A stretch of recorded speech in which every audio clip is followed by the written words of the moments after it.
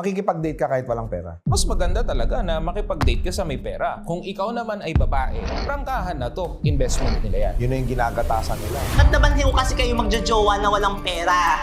Okay lang para sa akin, makipag-date sa walang pera. As long as pag dinate mo yan, kilalanin mo munang maigi. Paghanap kayo, tulad na sabi ni boss, ng taong kahit walang pera. Pero may pangarap. Mas masarap magmahal ng lalaki na may pangarap at nakita mong yumaman sa sarili mong mata. Pero pagka alam mo na, yung kadate mo, walang pangarap, puno pa ng bisyo, mag-isip ka 2 beses, 3 beses. Kasi kung babae ka, hindi mo alam kung anong pakay niyan sa'yo. Kapag may pamilya ka na, pinaka-importante talaga yung pera. Aanhin mo nga yung masaya kayo, nagmamahalan kayo. Kung wala namang talagang pera, maghihiwalay at maghihiwalay din. Kailangan nyo, mga boss, tumingin long term. Kailangan nagtutulungan yung mag-asawa. Unahin nyo ang iyong pangarap. A man with ambition will eventually become rich and prosperous. Mahal nyo ba talaga yan o ginagamit nyo lang? Huwebes, alas 8 ng gabi.